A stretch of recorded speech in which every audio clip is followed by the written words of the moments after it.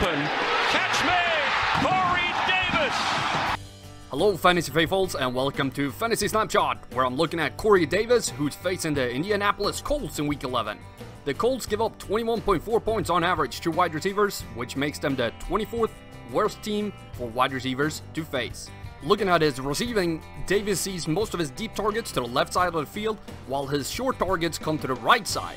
Only two other wide receivers I've looked at this year has this type of targeting trend, so it's very unusual. His best deep zone when it comes to catching is over the middle, and his best short zone is short right.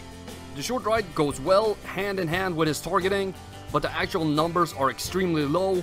If your low numbers are in the 60s, it is all good, but when your best ones are, ugh. More on the short right though, the Colts are terrible in their defense there, giving up a reception to opposing receivers on 80% of passes. However, they limit those passes to 8 yards per catch, so good in PPR, but not the best for yards.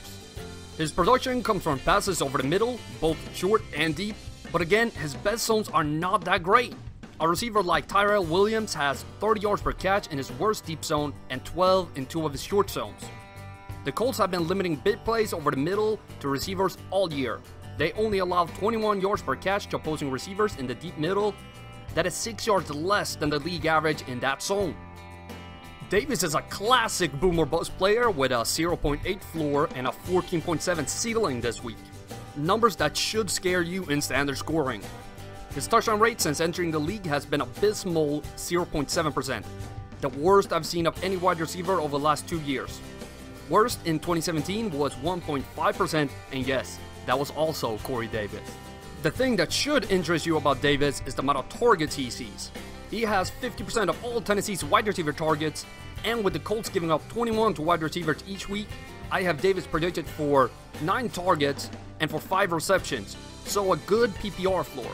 Looking closer to what is coming for Davis, and we see that the teams that he will face are some of the toughest defenses to play for wide receivers.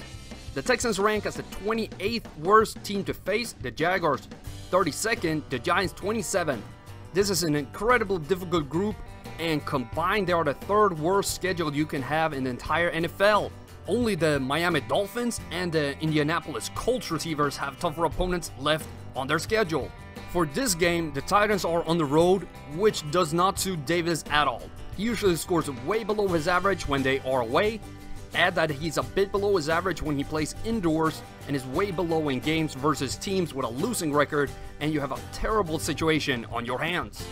Taking everything we've looked at into account, his risk factor lands at a reasonable 48%.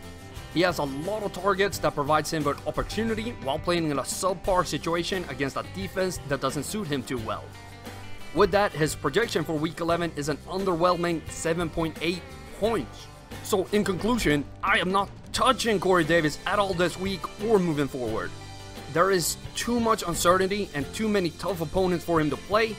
All I can see him is as a flex player in a PPR league. Let me know if you're starting him or if you have any start-sit question for Week 11 in the comments below. And don't forget to check out our live stream, 12 p.m. Eastern Time on Sunday. From the 15, Mariota going to the end zone. A one-handed catch by Davis. Hello Fantasy Faithful, I hope you enjoyed that video. Don't forget to check out more of them right here and here. In case you haven't done so already, be sure to subscribe to the channel and turn on notifications so you don't miss a beat.